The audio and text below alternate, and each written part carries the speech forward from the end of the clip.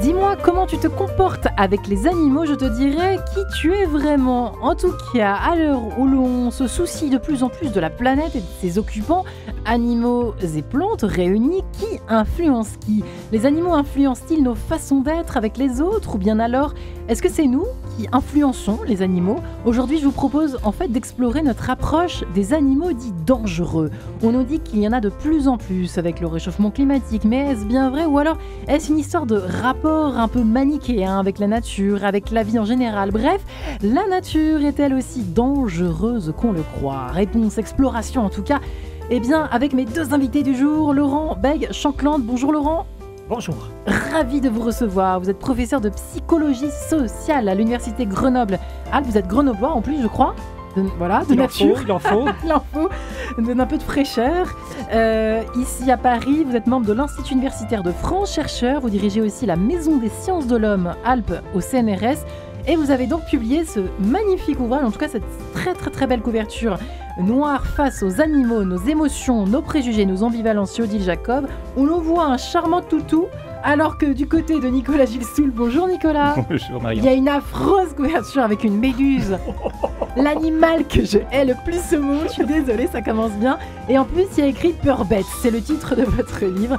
Paraît-il que c'est bête d'avoir peur des animaux, même des méduses, aux éditions Fayard, n'est-ce pas Nicolas? Oui. C'est vrai ou pas que c'est bête d'avoir peur de tel ou tel animal? C'est vrai. C'est vrai, c'est bête d'avoir peur et on a énormément de croyances. Énormément de croyances. Vous êtes là pour les décortiquer les unes après les autres dans ce livre.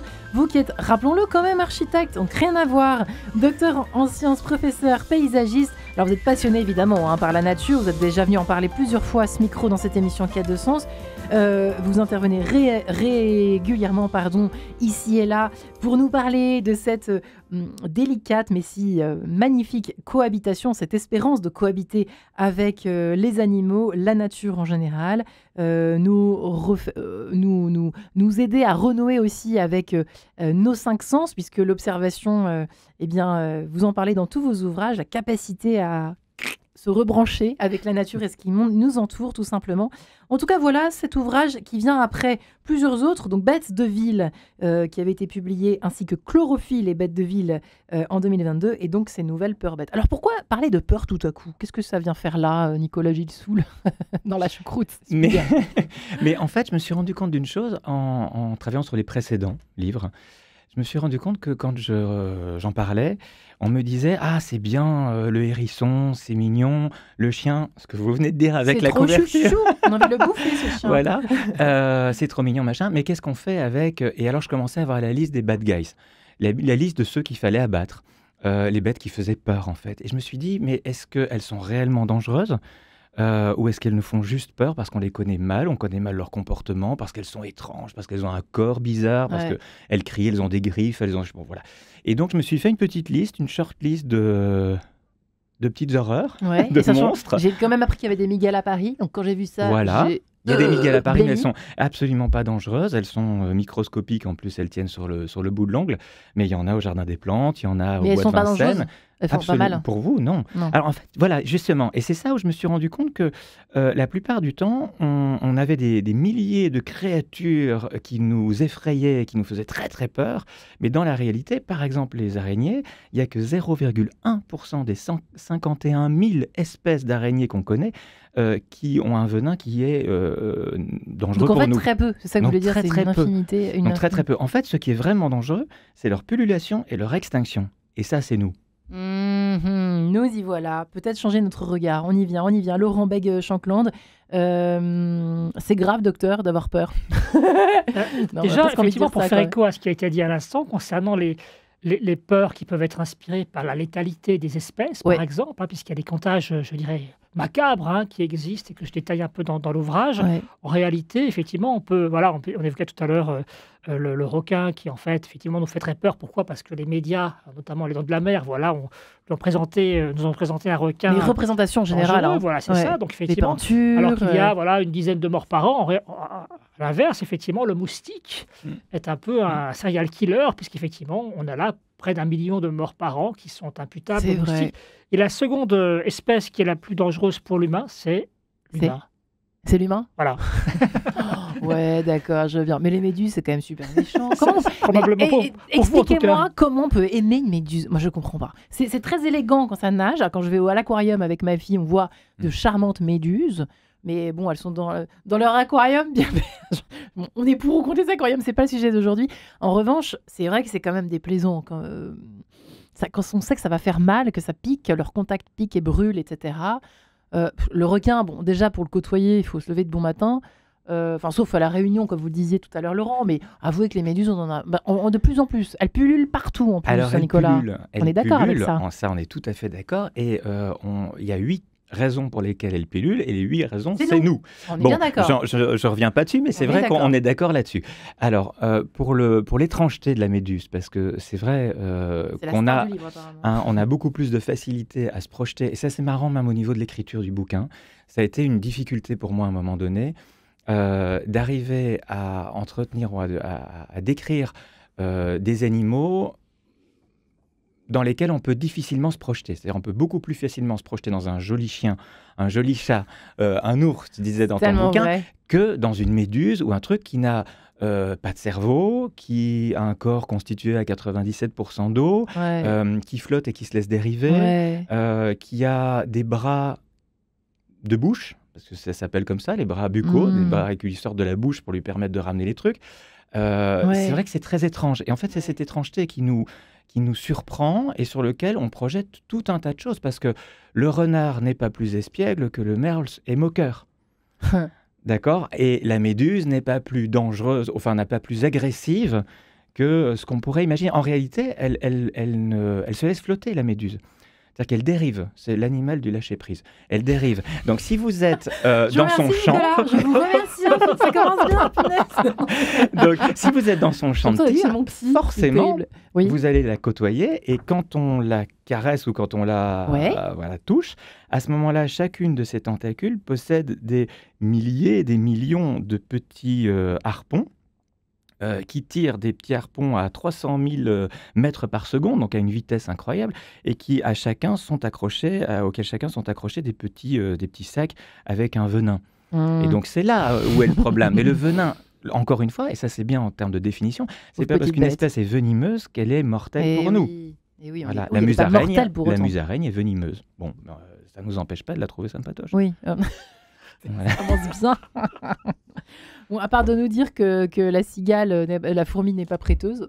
Bref, Laurent Bègue-Shankland, alors c'est drôle parce qu'on apprend dans votre livre finalement l'histoire de notre rapport aux animaux, et c'est vrai que je vous disais avant de rentrer dans le studio, c'est étonnant, c'est grâce à vous que j'ai reconsidéré par exemple tout ce qu'il y a comme représentation dans l'histoire. Donc quand on voit par exemple les frontispices, enfin en tout cas toutes les sculptures dans les églises romanes et gothiques, et c'est bourré, c'est truffé d'animaux plus ou moins sympathiques, hein, on est bien d'accord. Alors, vous avez des gorgones, vous avez des animaux mi-hommes, mi-humains, etc. Vous avez de la mythologie est truffée d'animaux. C'est vrai que ça nous a toujours quand même fascinés, effrayés. Ça suscite beaucoup d'émotions contradictoires depuis toujours. Question pour commencer, tout simplement. Oui, ils sont présents partout, et ce que je trouve assez fascinant, assez perturbant même, c'est que il suffit de regarder dans nos artefacts culturels pour les voir absolument partout.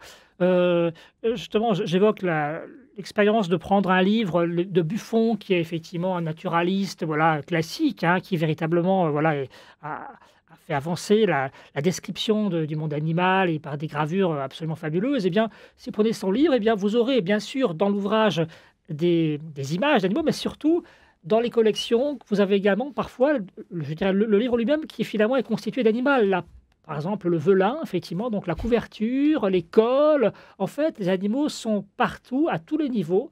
Et ce qui est assez fascinant et peut-être un peu effrayant, c'est que finalement, on a depuis des siècles, on a extrait l'animalité pour l'injecter dans nos artefacts culturels, pour ensuite l'oublier à beaucoup d'égards, puisque les animaux sont à la fois très présents, ils sont effectivement présents partout, dans les livres pour enfants, dans les drapeaux, dans les... Vous parlez de Disney, dans les histoires, je te dirais, ils sont vraiment partout, et en même temps, effectivement, on a l'impression qu'on ne les voit plus ou qu'on ne les voit pas, parce qu'effectivement, ils sont utilisés finalement en référence à nos besoins psychologiques ou nos besoins matériels, alimentaires. Et finalement, il y a voilà, cette instrumentalisation symbolique et matérielle, et en même temps cette invisibilisation de leur personnalité, pourrait-on dire. Ouais. En fait, oui, on les utilise, quoi. Ils sont devenus des sortes soit vous disiez des objets de projection ou des objets utilitaires. Nicolas Gilles-Tulle, ça va avec notre époque. Ça nous parle de quelque chose qu'on vit, ça, aujourd'hui aussi, évidemment. Oui, dans nos comportements. Complètement, et c'est vrai qu'on a... Une méduse ne sert à rien à première vue. Tout sert. À première vue. C'est ça, à première vue. Voilà. Et en fait, c'est là où c'est intéressant, c'est de se rendre compte, par exemple, si je prends le renard. Oui. Parce que le renard est très sympathique, on aurait pu le mettre sur la couverture. Roule galette. Je suis en train de faire un conte pour des enfants et le héros principal est un renard. Je me régale, c'est charmant. Bien entendu. Mais on pourrait avoir tendance à vouloir lui donner à manger, à se rapprocher de lui, alors que c'est une espèce sauvage et que c'est parce que c'est une espèce sauvage qu'il équilibre le monde et qu'il a un rôle à jouer. Parce qu'il va chasser le campagnol et que s'il ne chasse pas le campagnol, les tiques vont se développer, que si les tiques vont se développer, la borrelia va se développer, que donc la maladie de Lyme prend de la... etc., etc. Et donc chaque espèce animale a un rôle à jouer dans ce grand échiquier. Et c'est vrai qu'on leur a fait jouer, dans nos cultures différentes, différents rôles. Et c'est très intéressant de voir que, par exemple, dans la culture judéo-chrétienne, le serpent, forcément, J'aurais dû commencer par ça. Voilà, il n'est pas très bien vu. Hein. Il est bien forcément vicieux, ouais. Il est forcément dangereux, etc. Et vicieux. Et surtout vicieux, ouais. Voilà. Alors que si on va en Indonésie ou en Inde, il y a des temples dans lesquels les serpents sont invités à partager l'espace. Hein. Donc c'est des choses très, très culturelles, très ancrées dans nos cultures. Disney, évidemment, surfe là-dessus, parce que le python livre de la jungle, le livre de la jungle. Mais on continue. Et donc on a des réflexes qui font que ça se continue aujourd'hui dans la pop culture et dans les blockbusters et dans les films d'horreur. Je parlais tout à l'heure. Il y a un film qui va sortir là bientôt avec un requin qui va manger les gens à New York, à Paris. Vous n'irez pas le voir, dans la Seine. C'est très drôle. Mais ça marche en fait sur nos préjugés. Ouais. D'ailleurs, pour faire écho à Disney, donc effectivement, il y a 56 films dans lesquels il y a seulement 21 espèces différentes. Alors donc, effectivement, on a sélectionné les espèces qui nous parlent le plus souvent, qui sont finalement en fait anthropomorphisées, c'est-à-dire qu'on va leur donner des apparences humaines, qui les rendent sympathiques, intéressantes. Donc finalement, on a énormément appauvri en fait le monde animal parce que notre curiosité finalement est peut-être infiniment limitée, et donc on les simplifie à outrance. Et on leur fait jouer des rôles, évidemment, qui sont des rôles d'humains, très souvent. Et résultat, on voit dans certaines rues de Paris des chiens avec des costumes, quoi. Là, c'est le pire des... Ça s'appelle de l'anthropomorphisme. Oui, c'est ça. Et c'est vrai que le renard, je reviens avec le renard parce que vous parlez de chien, mais le renard, c'est dingue de savoir que il chante 5 octaves. Maria Callas, 3 octaves. Le renard, 5 octaves et les intermédiaires. Il chante, il lapie, il a des cris particuliers. C'est-à-dire qu'en fait, il discute et il a un langage qui est très, très élaboré. Ouais. Quand c'est uniquement le son, mais il a aussi un langage parfumé, il a aussi un langage de mimique et de posture. Enfin, c'est extraordinaire. Et quand on commence à rentrer là-dedans, on se rend compte que tous ces animaux, alors le renard nous fait pas tous peur, mais il reste quand même sur les listes des nuisibles. Moins que le rat, quand même. Le rat, ça culmine. Hein. Sauf avec Ratatouille, peut-être que... le rat, ça rigole. C'est génial de savoir que le rat, ça rigole.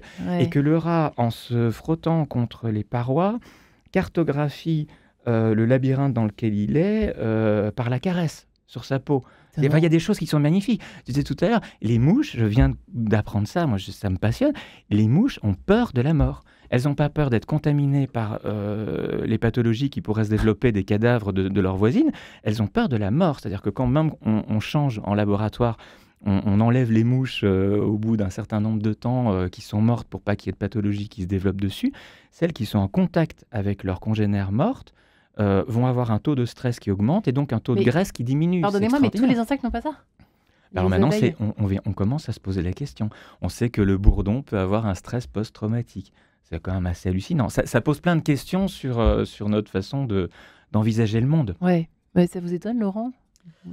Je crois que c'est étonnant parce qu'évidemment, on a eu l'habitude de se représenter ces animaux comme étant finalement des êtres dont l'intérêt était corrélé à leur proximité. Et là, finalement, chaque animal vit dans un univers complexe, un univers qui lui est propre, avec des capacités qui sont évidemment adaptées à son environnement.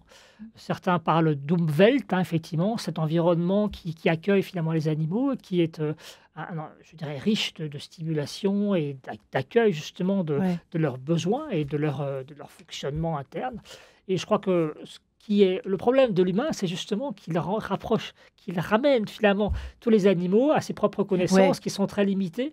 Et donc, bien sûr, tous ces environnements complexes sont négligés. Je pensais au loup aussi, vous voyez, toutes ces fantasmes qu'on avait jadis autour du loup dangereux, un peu comme le serpent, de la même façon, Laurent Meg, ça c'est vous qui pourriez nous répondre. Oui, alors dans l'histoire du loup, il y a des choses à dire, comme dans l'histoire de plein d'animaux, mais je trouve que la représentation du loup, qui était vraiment très très noire jadis, aujourd'hui on les protège, mais parce qu'on les connaît mieux, il y a une histoire vraiment de... Oui, je pense qu'il y a un certain nombre de modalités qui vont conduire à ce que le loup soit plus ou moins justement craint, ou plus ou moins détesté. Je pense qu'effectivement, d'abord, il y a bien sûr un conflit qui va être lié à des ressources, c'est-à-dire que si le loup est un concurrent et qu'il attaque par exemple les moutons, eh bien, clairement, là, c'est le méchant. Ça développe évidemment des préjugés et des perceptions tout à fait négatives. Ouais. Après, évidemment, il y a la dangerosité objective de l'animal.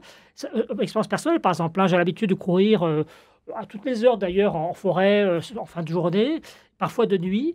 Et j'y allais vraiment avec une frontale, avec beaucoup je dirais, de sérénité jusqu'à ce que des loups en fait habitent maintenant. Il y a des meutes près de chez moi. Et il y a 3 ans, le lama de mon voisin a été égorgé par un loup. Eh bien, je suis beaucoup moins détendu. Le gamin, en fait. Vous avez dit ça? Non, le lama, pardon. non, le gamin, non. Excusez-moi, non, le lama. Et puis d'ailleurs, Non. Très cool. Mais c'est pas grave, il y en a refait un autre. Et bon. C'est ça. Non, le lama, voilà. Et donc, évidemment. Protégeons les loups. Pauvres auditeurs, ils doivent se dire, mais quelle horreur, ces invités. Voilà. Le lama, d'accord. Le lama, déjà, il faut en avoir un lama. Ouais. C'est vrai, voilà. On peut en parler si vous voulez. En tout cas, je suis sûr que Nicolas a des choses à dire sur le lama. Il a égorgé le lama. Et donc, ça introduit évidemment une composante d'anxiété que je n'avais pas avant du tout, en fait. Et donc, voilà, je pense qu'il y a la dimension dangerosité perçue, je dirais le conflit pour des ressources. Et bien, tout ça génère évidemment de l'hostilité. Eh bien, je vous propose de nous retrouver le plus sereinement possible après cet allegro de Pietro Locatelli, extrait du Concerto Grossi opus 1. À tout de suite.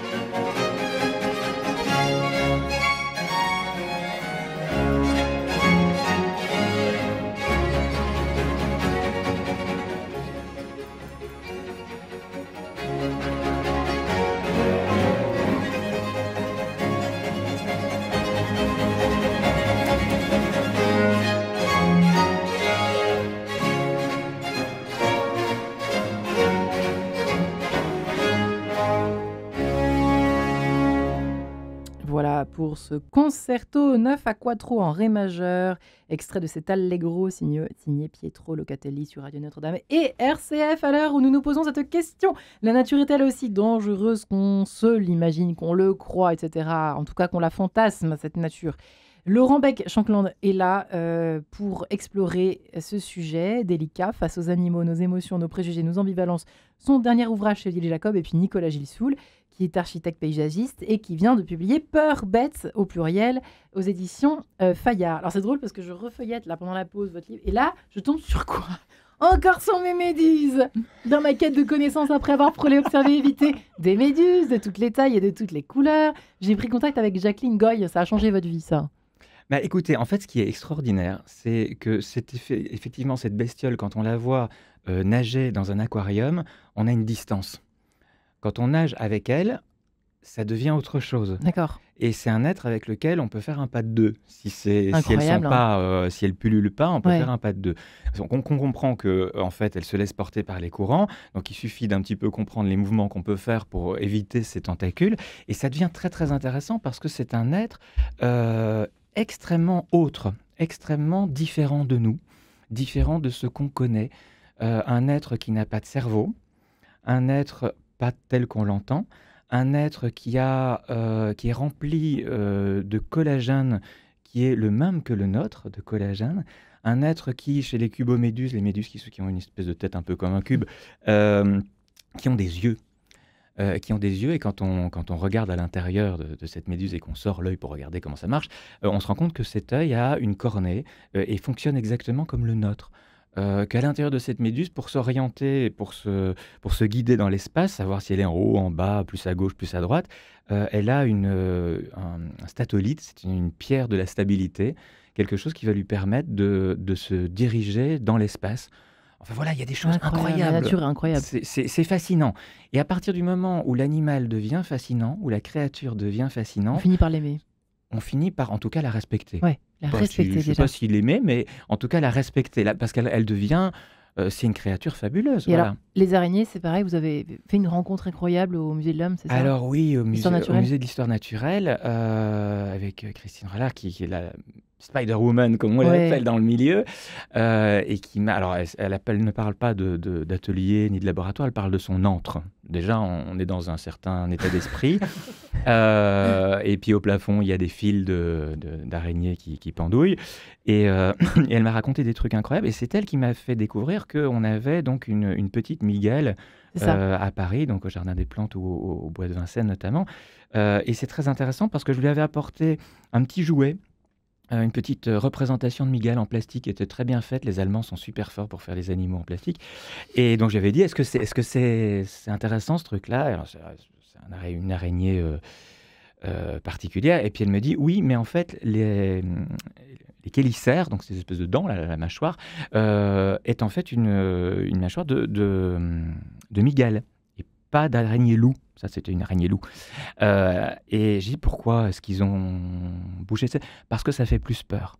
Parce que les mygales ont les chélicères qui vont aller de bas en haut, parce qu'en fait, elles se mettent dans la terre et elles attrapent les insectes avec leurs petites chélicères en les ramenant vers leur bouche, donc avec un mouvement vertical, D'accord. alors que les autres araignées font des mouvements de gauche à droite pour attraper les trucs dans leur toile, etc.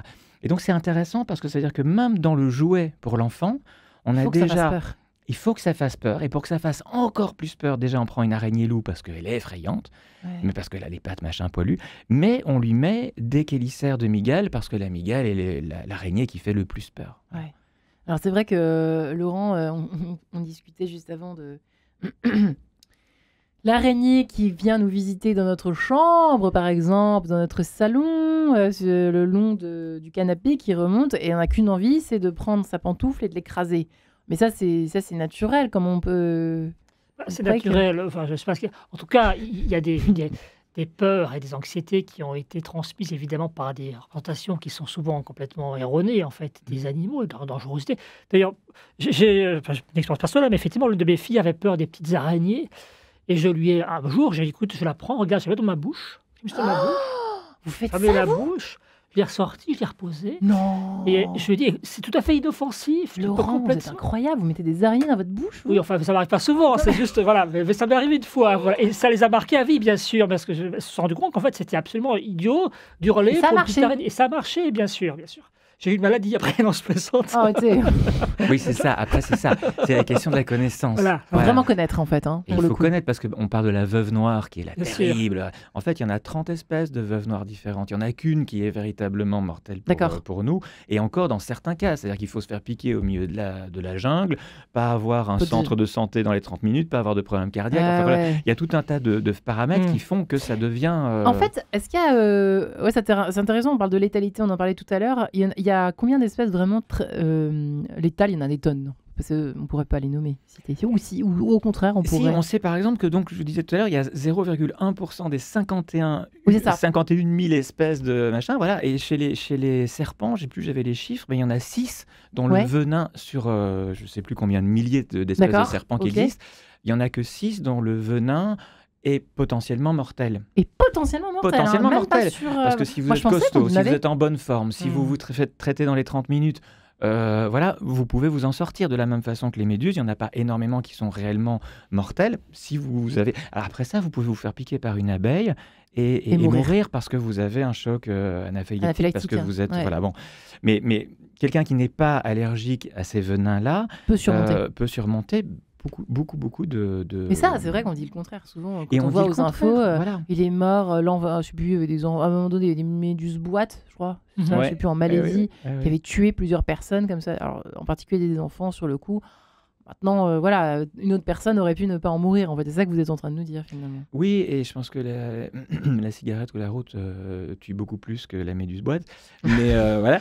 Et c'est intéressant parce que je reviens aux méduses parce qu'elles vous font peur. Donc, on va essayer quand même, là, dans le temps qui reste, de vous faire passer au-dessus de tout ça. Sereine cet été. Mais oui, non, mais c'est intéressant parce que la pullulation de ces méduses... Parce qu'en fait, c'est ça le problème, c'est la pullulation. Chez les méduses, c'est la pullulation.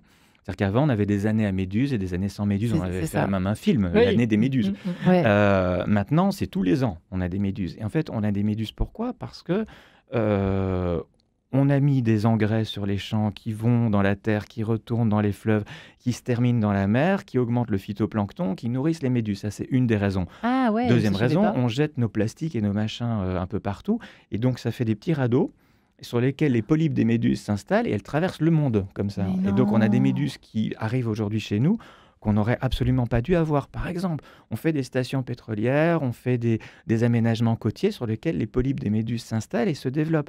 On met des filets anti-méduses pour se protéger, sauf que la méduse, il faut savoir que le cycle de reproduction, c'est un peu particulier. Ça fait une larve, un ovule, une larve, machin. Et puis, ça devient ce qu'on appelle un polype, une espèce d'arbre. Et cet arbre va... à un moment donné fleurir, je caricature par une autre image, mais que c'est plus visuel, et va faire des fruits, et ces fruits, c'est des petites méduses qui vont s'enlever. Si le polype s'accroche sur le filet à méduse, rien ne dit que les petites méduses, les fruits, vont aller du bon côté du filet. Donc, en fait, on augmente aussi les risques. Donc, c'est tout ça, c'est cette question de connaissance qui nous permettrait d'éviter d'avoir des invasions de chenilles processionnaires parce qu'on a mis des pins partout, absolument partout, et donc on les a fait remonter du sud jusqu'à Dunkerque aujourd'hui, parce qu'on a une méconnaissance du vivant, une méconnaissance de leur comportement, de leur physiologie, et donc on développe nos... Mais c'est vrai qu'avec l'avènement du frelon asiatique et du moustique tigre, alors là je pense que ça parle encore plus à nos auditeurs des quatre coins de la France, d'où qu'ils viennent, parce qu'il y en a vraiment partout maintenant. Ça remet effectivement sur la table d'opération notre rapport à la dangerosité animale, Laurent. On ne peut rien contre ça. C'est vrai qu'un frelon asiatique, déjà le nom, ça fait peur. Vous n'allez pas le prendre dans votre bouche, quoi. Vous voyez ce que je veux dire ? C'est sûr. Donc, ça, c'est plutôt... Ça aurait été à une autre époque, ça aurait été la même chose, j'imagine. Encore une fois, la manière dont l'animal est perçu et construit, finalement, à un moment donné, va déterminer l'acceptabilité. Voilà, effectivement, des animaux qui aujourd'hui sont, encore une fois, dans nos foyers, ont été, il y a quelques siècles, mangés et élevés pour leur peau. Donc, on pourrait très bien imaginer, effectivement, que certains insectes, aujourd'hui repoussants, soient un jour plus acceptés, même si, et c'est assez fascinant, c'est quand même, il y a effectivement des éléments morphologiques qui rendent les animaux tout de même peu difficiles à amadouer, pour nous en tout cas. Voilà, effectivement, d'ailleurs, voilà, dans les dans les hallucinations qui sont parfois observées chez les personnes alcooliques, eh bien, ce ne sont pas des pandas qui apparaissent, ce sont des araignées, ce sont des rats, voilà, effectivement, ce qu'on appelle les zoopsies. Donc, effectivement, ce sont des hallucinations animales. Voilà. Donc, il y a quand même quelque chose d'assez fondamental dans la perception de certaines espèces qui sont perçues depuis très longtemps comme plus dangereuses que d'autres, indépendamment de la culture, probablement. Voilà. C'est vrai qu'on n'a pas parlé des cauchemars, hein, mais c'est vrai qu'il y a des... Je sais pas, enfin, on aurait pu faire venir un spécialiste du rêve ici, mais il y a des animaux certainement qui symbolisent des aspects de la personnalité, de la psychologie, des choses plus ou moins traumatisantes de la vie. Oh, c'est étonnant, ça va loin cette histoire, hein, Nicolas Gélisco. Et je pense que cette histoire de cauchemar, elle est très intéressante parce que, donc je vous disais, moi j'avais une phobie des requins, mais un truc de fou. Incroyable. Je repoussais la mousse du bain le matin pour être sûr qu'il n'y avait pas de requins dans ma baignoire, donc ça allait plus loin que la piscine, je veux dire. C'est bon. Et je me souviens de frayeur, je me réveillais au milieu de la nuit quand j'étais enfant, et j'écarquillais les yeux pour être sûr de les avoir bien ouverts, et d'être sûr de voir dans le noir ce qu'il pouvait y avoir dans ma chambre alors qu'il n'y avait même pas d'eau. Donc c'est des peurs qui sont très inscrites dans notre inconscient. Ouais. Mais à Hawaï, par exemple, on a une autre culture et on imagine que nos ancêtres, l'âme des ancêtres, quand ils meurent, se réincarne ou se métamorphose en requin. Et donc le requin est respecté à Hawaï parce que ce sont nos ancêtres. Non, moi j'aime bien les requins, c'est amusant. Vous voyez, on n'a pas du tout les mêmes types de... Pour pas me mettre dans la même eau qu'un requin. Enfin, nager avec un requin, je sais pas si je serais capable. Il y a des gens qui font ça, hein, des personnes qui payent très très cher même pour nager avec des requins. Mais déjà avec des méduses, on verra. Oui, c'est moins cher. C'est moins cher. C'est même gratuit. C'est abordable. Petit stage avec des méduses. Effectivement, les frelons asiatiques, vous en parlez dans votre livre ou pas, Nicolas Gélisco? Oui, j'en parle parce que c'est un sujet... C'est un sujet très clivant finalement. C'est le marronnier de l'été, hein. Oui, c'est un sujet très... Parce qu'en fait, voilà, il s'est développé de plus en plus, on sait d'où il vient, on sait comment il est arrivé, etc. Encore une fois, commerce international, globalisé, marché, etc. Bon, voilà, on va pas revenir là-dessus. Il est là, et en fait, il nous inquiète, pas uniquement pour ce qu'il pourrait nous faire à nous, mais parce qu'il tue nos abeilles domestiques. C'est ça qui nous ennuie. Alors, il est gros, mais par rapport au frelon européen, le frelon européen est plus gros. Donc, en fin de compte, c'est pas tellement ça... Le frelon européen est plus gros. Voilà. C'est pas tellement son aspect qui doit être inquiétant, c'est plutôt le fait... Voilà, il est plus territorial. Ça veut dire que, par exemple, un frelon asiatique va aller vous chasser jusqu'à 300 mètres de son nid, alors que le frelon européen jusqu'à 50 mètres. Donc, c'est-à-dire qu'il va vous courser plus loin.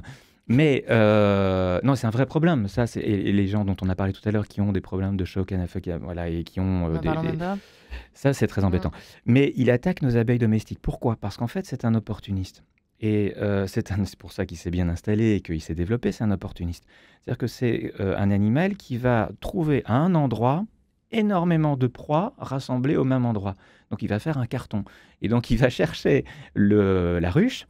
Et il va s'installer au-dessus de la ruche, et il va tourner au-dessus de la ruche, et chaque fois qu'il y a nos ouvrières qui partent pour aller faire notre petit miel, il va fondre dessus. Et donc c'est ça qui est, déjà qu'elles ont subi les néonicotinoïdes et qu'elles ont subi tout le reste, mais c'est plus facile pour nous de pointer la dangerosité du frelon asiatique que de remettre en question nos lois sur le néonicotinoïde. Ouais. Donc, et alors juste avant...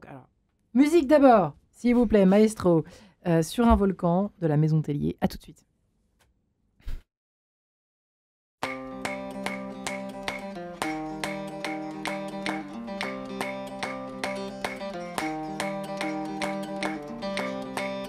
Nous dansons souvent au bord du cratère sur un volcan. À quoi sert notre venue? Oh, danser, danser, tout est perdu.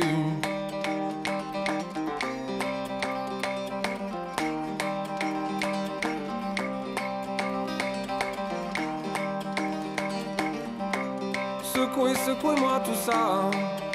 Le charme discret, le calme plat. À quoi sert notre venue?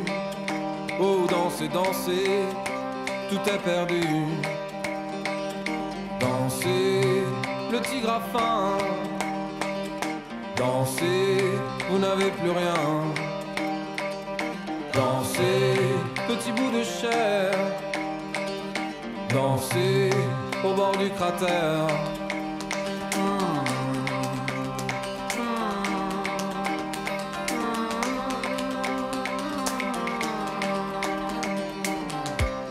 En l'air, nous ne craindrons pas ni la poussière, ni le magma. À quoi sert notre venue? Oh, danser, danser, tout est perdu.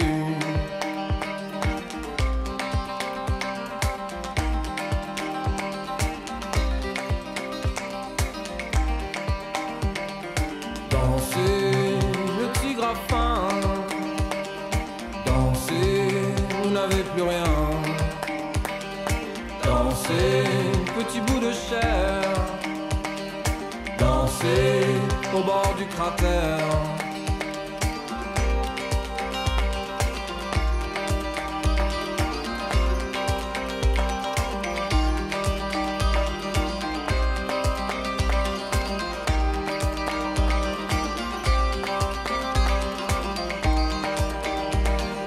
Danser, le tigre a faim.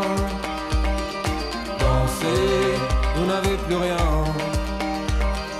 Danser, petit bout de chair. Danser au bord du cratère.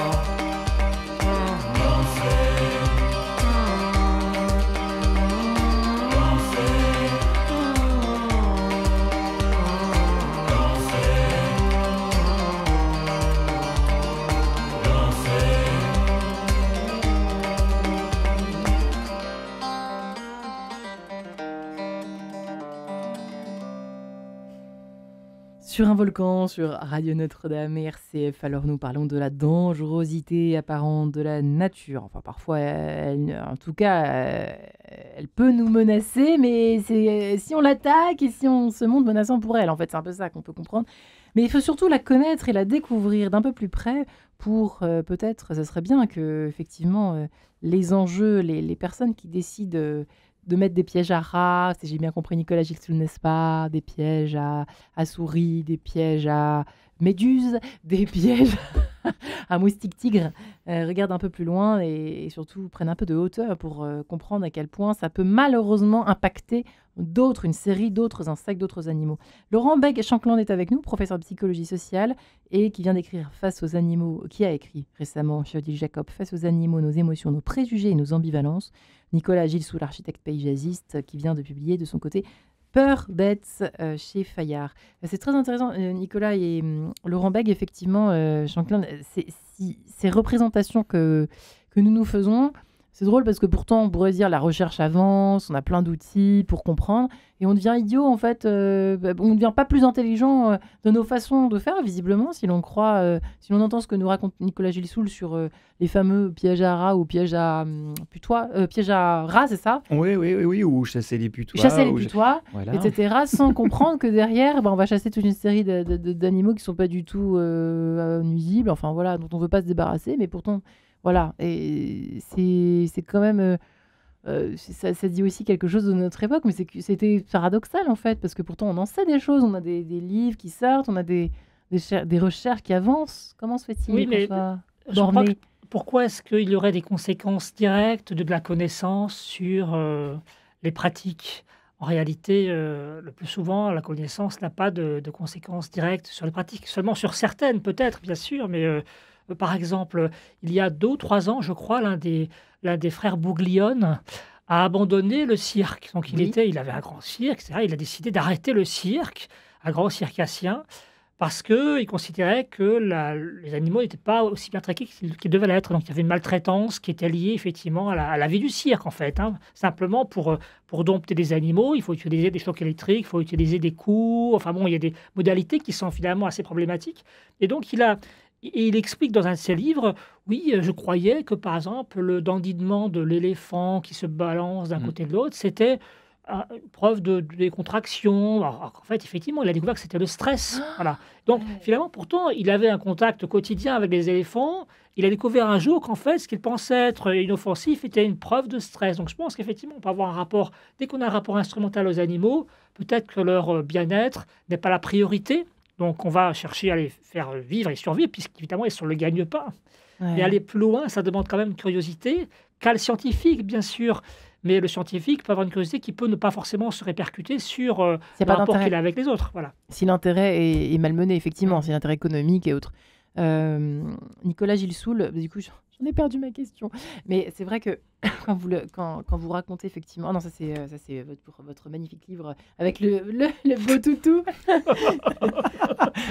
Bien joué, bien joué, Laurent. En plus, bien la joué. couverture, elle est très belle, la couverture, vraiment. On cache la méduse. En plus, Voilà, je l'ai dessinée voilà. avec beaucoup d'amour, cette méduse. Ça se voit. Toutes les membranes, une par une, là, comme des cheveux. Oui, Les cheveux de la méduse, vraiment des cheveux.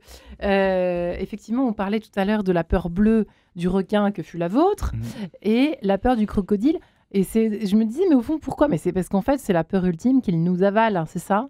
Oui, c'est la peur de se faire manger. De se faire manger. De se faire manger. Ça, c'est la première des peurs, on n'en a même pas parlé. Et c'est une peur importante parce que on s'est débarrassé de quasiment tous les prédateurs, les méga prédateurs qui risquaient de nous manger. Et donc il en reste que quelques-uns, le crocodile marin, le requin, le grand blanc éventuellement, machin, etc. Et il en reste plus beaucoup, l'ours. Chaque fois qu'il y en a un qui pointe le bout de son nez, on l'abat ou on le chasse. Mais c'est la peur ultime, c'est de se faire dévorer. Moi, c'est de ça dont j'avais peur quand j'étais petit, c'était de me faire manger. Et quand vous regardez la mâchoire d'un requin avec ses milliers de dents qui remontent comme des cartouches d'une Kalachnikov, c'est quand même très, très impressionnant. Ouais. Donc cette peur-là, elle est fondamentale, elle est originelle. Oui, non, mais... c'est tout ce que ça veut dire sur les crocodiles? Non, je peux vous dire des tas de trucs sur les crocodiles. Mais c'est vrai que du coup, par exemple, on interprète mal. C'est ce que tu disais, Laurent, tout à l'heure. Mais comment aimer un crocodile? Par exemple, quand on voit un crocodile, sérieusement? Alors, aimer en fait, moi, je cherche pas à ce qu'on aime telle ou telle bestiole. Je dis juste, elles sont fascinantes. C'est-à-dire qu'on va au cinéma voir les bêtes fantastiques, les créatures fantastiques. Et on adore regarder une espèce de taupe qui vole de l'argent dans une bijouterie. On adore regarder un serpent volant, machin. Mais en réalité, il suffit de sortir dans la rue. Alors, vous ne voyez pas un crocodile tout de suite ici, mais il suffit de sortir dans la rue et il y a tout un tas de créatures qui sont absolument fabuleuses, qui ont inspiré plein de films et plein de fictions et qui ont un potentiel stimulant de l'imaginaire qui est extraordinaire. Et le crocodile en fait partie. Le crocodile, il a une peau blindée avec des os. Ce ne sont pas des écailles, ce sont des os. Ah bon? Il a un clapet dans le fond de sa bouche qui lui permet, quand il attrape une proie, de ne pas avaler de l'eau. Il a des narines, 2 sortes de narines qui lui permettent de... Bon, c'est un personnage tout à fait extraordinaire de romans, de nouvelles, mais aussi de réalité. Ouais. Et quand vous voyez un crocodile qui a la bouche grande ouverte et qui attend au bord de l'eau avec la bouche grande ouverte, c'est pas qu'il attend pour vous croquer, c'est juste que c'est une femelle qui a très très chaud et qui veille sur ses œufs. Et donc, il s'aère la bouche pour pouvoir se ventiler et avoir plus frais. Ouais. Donc, quand vous commencez à lire les choses comme ça devient fascinant. Ouais. Quand vous voyez ces insectes qui sont des sortes de guêpes avec un corps très très fin, vous en avez déjà vu avec une taille, alors pour le coup on dit taille de guêpe, mais là c'est extrêmement fin, et elle tapote le bois. Elle tapote le bois en fait pour voir si sous l'écorce il y a une larve. Et dans le cas où il y a une larve, elle a une espèce de dard derrière qui va lui permettre de percer le bois, de percer la larve et d'aller l'habiter ou pour la manger ou pour la faire se développer ses petites dents. C'est une bestiole qui, au niveau comportemental, est affreuse, mais au niveau visuel, c'est Alien, c'est le xénomorphe du film Alien de Ridley Scott. Ouais. Donc c'est assez fascinant de voir qu'en fait elles existent et que cette bête-là ne vous fera jamais mal parce qu'elle ne va jamais aller pondre chez vous. Je suis désolée, mais on se demande à quoi sert une guêpe, quoi. Ah ben elle, par exemple, elle se débarrasse des larves qui mangent le bois, donc qui détruisent les forêts. Donc sans elle... N'empêche que on ne sait pas ça. Ben non, mais c'est vachement bien. Donc ces guêpes-là, elle n'est pas rouge et noir à rayures, hein. Ces guêpes-là, elles vont donc tuer les larves xylo... c'est pas bien de les tuer, qui mangent le bois. C'est pas bien de les tuer l'été quand elles nous embêtent autour de la table. C'est pas bien. Faut quand même il y en a trop. C'est comme les méduses, elles pullulent. Alors c'est marrant parce que donc les méduses elles pullulent, les frelons asiatiques ils commencent à prendre vraiment de plus en plus de place, mais il y a un nouveau frelon qui est arrivé à Marseille il y a 2 ans et qui est encore pire que le frelon asiatique. Ah non, me dites pas ça. Non, mais bien sûr, en fait le problème c'est qu'on a, je sais plus comment il s'appelle, le frelon orange ou un truc. Et on avait déjà, bref. Ouais. Et donc en fait, ce qui est intéressant, c'est qu'on est en train on a déséquilibré la planète, on est dans un monde qui est totalement anthropisé, Et on continue, maintenant qu'on sait ces choses-là, on continue à provoquer, à mettre en place les situations qui provoquent le déséquilibre, qui font que les grands prédateurs, on les a tous tués. Les petits prédateurs, on est en train de tous les liquider parce qu'ils nous font peur, parce qu'ils ont un sale caractère, ou pas, parce que nous, on croit qu'ils ont un sale caractère, ou qu'ils ont une sale image. Et donc, on est en train de garantir la pullulation de toutes petites espèces qui, elles-mêmes, sont le vaisseau d'une autre forme de vie qu'on appelle les bactéries, les virus. Et on a déjà entendu parler, je pense, des pandémies il n'y a pas longtemps. Et voilà. Et donc, on est en train de mettre en place ça parce qu'on n'a pas bien compris la chaîne de commandement qu'il y a au-dessus et dont on aurait besoin. Absolument, et merci de le préciser, y compris les pesticides, y compris. Alors, il y a aussi les pesticides qui jouent un rôle dans l'extinction des espèces qui cassent l'écosystème, en fait. Bien sûr. Tuent l'écosystème, si je comprends bien. Les oiseaux, ça on le sait depuis les années 70, le printemps silencieux. Vous disiez que les mésanges étaient tués par les pesticides. Les oiseaux, il n'y a plus que 3 mésanges sur 4 dans la couronne parisienne. Et ces mésanges, elles peuvent manger, notamment humaines, mais elles pouvaient aussi manger les fameuses chenilles processionnaires qui sont dangereuses. Les chauves-souris, pareil, l'extinction des chauves-souris, voilà. Et j'avais été étonné au moment du coronavirus, au moment de la pandémie, quand on a fermé toutes nos portes et qu'on est restés tous à l'intérieur, de voir passer une tribune dans le monde dans laquelle on disait « Attention, les chauves-souris, c'est dangereux, machin ». Mais les notes, les pipistrelles, elles mangent tous ces petits insectes donc ça peut être des alliés.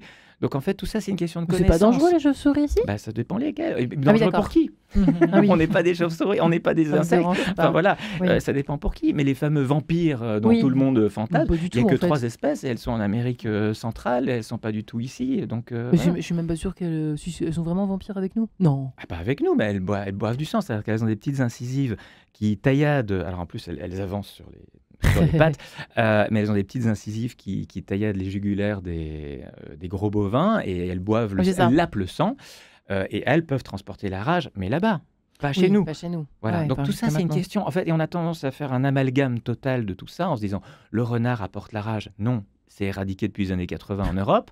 Par contre, il peut amener l'échinococose, qui est un ver plat qui développe un truc, mais seulement s'il fait pipi sur un pissenlit et que vous mangez le pissenlit derrière. Le rat, voilà, on fantasme aussi tout un tas de trucs. Donc c'est très important, à mon avis, de continuer cette connaissance et de la diffuser. J'avais cette phrase de Platon que j'adore, qui dit « On peut excuser la peur d'un enfant devant l'obscurité, mais le vrai problème, c'est quand les hommes ont peur de la lumière. » Je pense que c'est ça, voilà, tout simplement. Aujourd'hui. C'est la connaissance dont on parle. Il y a du boulot. Laurent, c'est très intéressant. Vous dites que les 2 espèces les plus représentées, je pense à l'iconographie entre le 5e, si je ne me trompe pas, et le 11e siècle, c'est le sanglier, c'est ça ? Non, le lion. Il y avait l'ours, non ? L'ours et le. Je ne sais pas si c'était le sanglier ou le lion. J'avoue que j'ai une. Sanglier, le lion. Non, mais c'est ça. On va le retrouver. En tout cas, voilà, il y a des statistiques qui ont été faites sur les drapeaux qui, effectivement, on a... Alors, en fait, il y en a moi aujourd'hui, il y en a eu. Moi aujourd'hui, effectivement, parce qu'ils sont progressivement, ils ont disparu, en fait, de nos drapeaux. Mais effectivement, on a encore aujourd'hui des dizaines de pays qui ont des animaux sur leurs emblèmes, sur leurs étendards, et qui, bien sûr, traduisent cette histoire très ancienne avec différentes espèces. Mais effectivement, essentiellement, voilà, vous avez l'aigle, il y a là le... Ouais, très très présent dans énormément de... Ouais, en fait, c'est drôle parce qu'en fait, on a l'impression qu'il y a une espèce d'harmonie, enfin, je sais pas ce qu'on... d'accord universel sur les animaux un peu stars qu'on peut représenter, avec lesquels on peut s'identifier pour la force, donc l'aigle, parce que l'aigle il est présent dans plein de cycles aussi, avec des drapeaux, le lion, évidemment. Qu'est-ce qu'il y a d'autre comme animaux un peu stars dans les oui, tout ce qui est c'est vrai qu'il y a beaucoup de. Vous dites même que parfois il y a, je sais plus, je crois que c'est vous, Laurent, le dauphin était utilisé pour alerter contre les mines. Oui, c'est ça. Voilà. Donc c'est étonnant. Le dauphin et la mine. Oui. Non, en fait, voilà. Disons qu'en même temps, le prisme principal, c'est effectivement celui de l'utilité. Celui de l'utilité, c'est-à-dire qu'on va favoriser les animaux qui nous sont utiles ou bien qui, effectivement, ont des similarités avec nous. Il y a eu des études qui ont été faites, par exemple, sur les critères qui vont présider aux préférences pour tel ou tel animaux. Donc on présente à des personnes des paires de photos, par exemple, hein, une méduse justement, un chevreuil ou bien un raton laveur, une couleuvre. Et puis on demande aux personnes, est-ce que si vous deviez ne sauver qu'une des espèces, choisiriez-vous A ou B? Ou bien on leur demande pour laquelle pensez-vous pouvoir le mieux ressentir des émotions? Et en fait, ce qu'on constate, c'est qu'il y a une corrélation entre la distance évolutionnaire, effectivement, c'est-à-dire la proximité de l'espèce avec la nôtre, et la préférence pour l'espèce. En fait, ça tient au fait que les espèces les plus proches de la nôtre sont aussi les plus ressemblantes. Il y en a beaucoup plus de mal, évidemment, à s'identifier et à empathiser pour un animal qui a 8 paires d'yeux ou bien, effectivement, autant de paires de pattes que s'il y a 2 ou 4 pattes. Voilà. Et donc, c'est pareil, dès qu'il y a effectivement un semblant de visage, pourquoi pas... donc, tout ce qui fait qu'on se retrouve, en fait, et c'est en ça qu'effectivement, je dirais, l'amour de la complexité, de la curiosité animale serait quelque chose qui pourrait aussi... nous aider à surmonter un petit peu notre réticence à considérer finalement la différence. Donc là, on a certainement des évolutions à entamer de ce côté-là. Vous dites, non, parce qu'on ne voit pas l'amour dans les yeux d'un poisson. C'est vrai que... Mais vous explique une participante d'une 50aine d'années lors d'un entretien après avoir terminé une expérience dans mon laboratoire. Oui, donc je reconnais qu'on a quand même... C'est vrai que vive Disney, parce que vive Dory, vive... Vous voyez, en fait, la force de Disney, c'est quand même aussi d'avoir parfois, dans certains cas, comme Ratatouille. Oui, mais alors justement, ce qui est intéressant, c'est que Disney, il y a un des Disney, je ne sais pas si vous connaissez, c'est Frères des ours. Frères des ours, c'est un des Disney qui fait un petit peu, justement, qui fait une forme d'apologie de la fraternité entre les humains et les animaux, voilà. Voilà, donc respecter les animaux, mais en fait, ce sont les grands animaux, parce qu'effectivement, dans Frères des ours, lorsqu'on se retrouve et qu'on fait la fête, on tue un saumon. Voilà. Donc il y a quand même cette idée que finalement, il y a toujours une frontière qu'on trace ici ou là, et les poissons sont vraiment très loin. On a beaucoup de mal effectivement à les inclure. Les poissons sont vraiment très loin. Hein. Voilà, dans ce cas de considération. Sauf effectivement dans Dory. Mais en fait, déjà, voilà, des croyances, je dirais, on parlait du saumon, hein, effectivement, sa mémoire fantastique, hein, et pourtant, on affirme toujours que les poissons n'ont pas de mémoire. Bon, certains en ont moins que d'autres, mais en fait, c'est très difficile, effectivement, pas de mémoire. La mémoire de poisson, c'est quelque chose qui est un peu insultant pour les poissons. Tout à fait. Voilà. On dit soi-même qu'on n'a plus de mémoire comme un poisson, etc. Effectivement. C'est vrai qu'on a une mémoire de poisson rouge. Voilà. Bah, écoutez, en tout cas, merci l'un et l'autre. Merci Laurent Bègue-Shankland, votre magnifique ouvrage Face aux animaux. Nos émotions, nos préjugés, nos ambivalences, plein de trouvailles, plein de détails amusants sur l'histoire de notre rapport aux animaux. Chérie Jacob, Nicolas Gilsoul, merci infiniment. Également plein de trouvailles dans votre livre à Méduse, si je puis dire. Peur, bête au pluriel, chez Fayard. Eh bien, je vous remercie infiniment, messieurs, et je crois que désormais, à défaut de pouvoir nager avec des méduses, j'aurais pas peur de les regarder. Voilà, merci en tout cas infiniment. Merci beaucoup. Merci. Avant les vacances d'été.